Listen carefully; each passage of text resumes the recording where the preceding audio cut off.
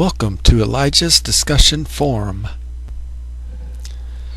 So, in Surah 2, or chapter 2 of the Quran, in the very first, verse, it says, "This is the book in which there is no doubt."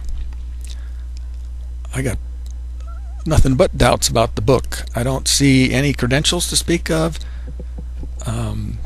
I see a way different message.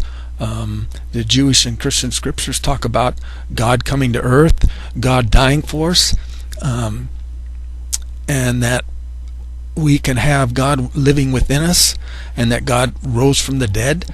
But the Quran repeatedly refers to the idea of God having a son as being a very bad teaching, being absolutely false and not from God.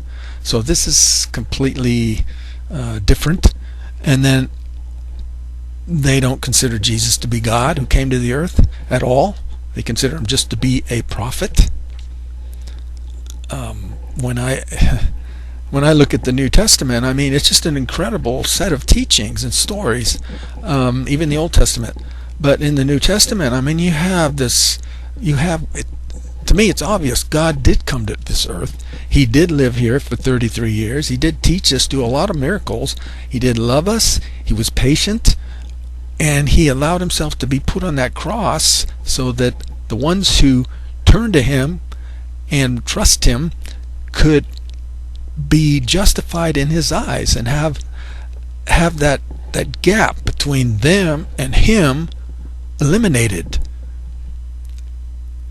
and so that we could be brought into his family and experience his beautiful, wonderful, guiding, empowering family, him and his people, his spirit, according to his expression, which part of that is his written word.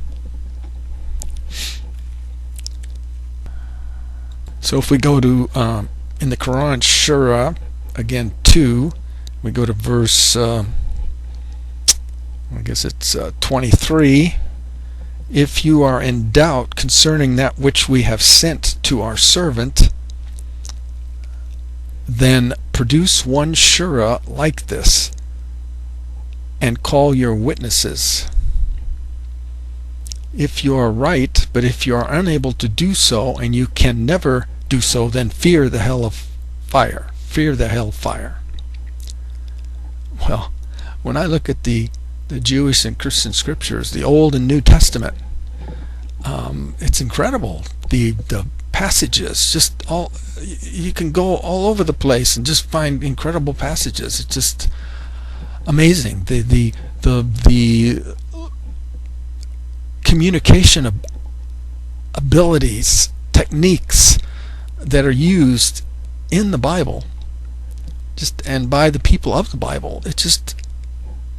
But when I look at the Quran, I don't see that superlative quality of communication in this written word called the Quran.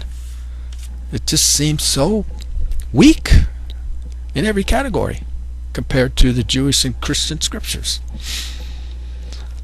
I mean, he says, he talks about, "If you seek me with all your heart, you will find me," in the Bible. Now that's powerful.